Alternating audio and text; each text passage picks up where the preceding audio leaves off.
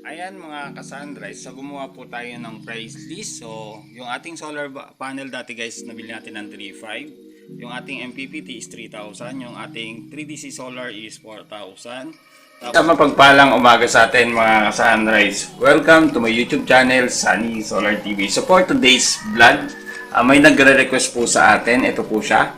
So shoutout natin si Advins24. So sabi niya yan is gumawa daw ako ng vlog ng solar setup na range niya is 10K to 15K. So meron po ako niyan dito.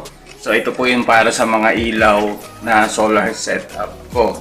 Ayan. So kung bago ka lang sa akin yung YouTube channel, don't forget to subscribe. Hit nyo na po yung notification bell at pengin na rin ng isang like at pengin na rin ng isang share at subscribe nyo na po yung aking YouTube channel.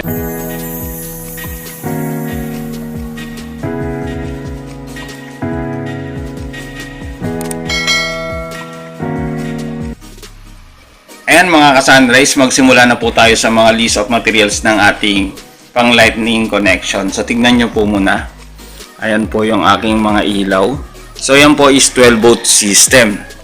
Ayan, pati ilaw dyan isinama ko na po para malaman nyo po yung talagang actual na nagastos po natin dyan during that time na ginawa ko. Pero ito po is yun during that time. Hindi ko lang po alam kung mataas po yung price ng solar sa inyo or kung mas mababa yung solar sa inyo. So ito po ang aking SCC, 20 amps na SCC na MPPT na SNRE. Ang price po nito is 3,000 pesos. Ayan po. Ito naman po is yung ating housing ng ating breaker. Ang tawag po dito is 8 ways. Ang price naman po nito is 400 pesos. Tapos, ito po yung ating DC circuit breaker. So, ang price naman po ng bawat isa niyan is 350. So shoutout natin sa 3DC kasi din ko yan binili sa 3DC. Ayan. Pati yung ating battery is sa 3DC natin binili. Ayan. So yung ating battery guys is 3DC solar gel type. Ayan. So napakakunat niya mga ka-sunrise. Tapos yung isa pa nating circuit breaker. So tatlo po yung aking circuit breaker.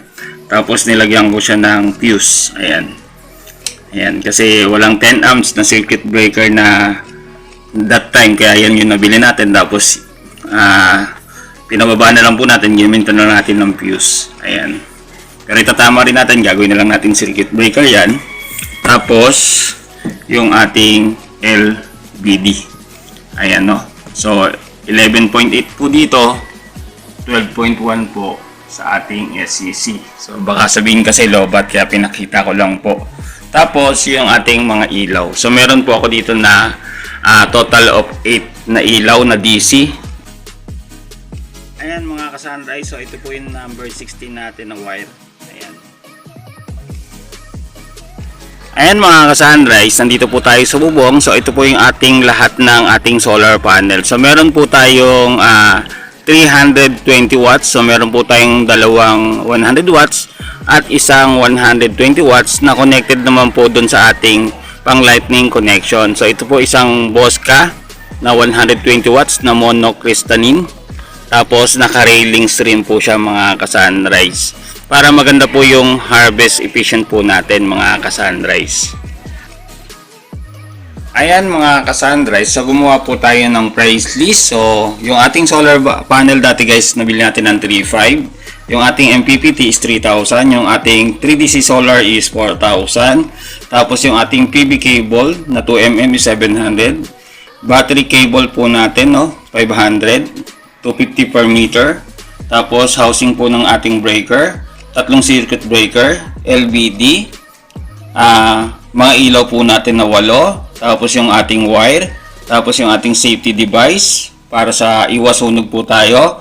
Fuse and fuse holder, tapos railings para wag pong liparin yung ating solar panel at gumanda po yung efficiency ng harvest natin kasi hindi siya nakapatong sa bubong.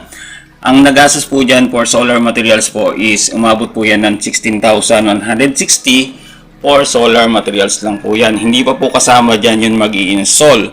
So ngayon kung marunong naman po kayo mag-install is kayo na lang po yung mag-install para makamura rin po kayo. At kung gusto nyo pong gawa ng nasa sa inyo po kung gusto nyo pong gawan ng enclosure tulad po nito. Ayan, so ang naggastos ko po dito is around 1 plus. Tapos, recently yung nagpagawa po sa atin, umabot po yun ng 22,000 mga ka-sunrise. Yung naggastos niya po lahat doon para magkaroon lang po siya ng DC connection or yung ilaw niya. Ang kagandahan naman doon is hindi na siya magbabayad ng kuryente kasi naka-solar off-grid na siya. So, applicable po to para sa mga nakikisubmeter, walang linya ng kuryente, hindi po naabot ng linya ng kuryente, yung mga island, bundok. So, applicable po yan. So, nasa sa inyo naman yan kung gusto nyo lang yung simple lang or kung gusto nyo yung pagandahin tulad po ng ginagawa po natin sa mga solar installation po natin na kailangan po malinis po siyang tignan, mga ka-sunrise. Ayan mga ka-sunrise, reminder lang po na kung gusto po nating makatipid is tayo pa rin po yung masusunod. Pero kung gusto naman natin na maganda yung ating trabaho at siyempre higit sa lahat safety kasi dapat safety first po palagi sa solar setup.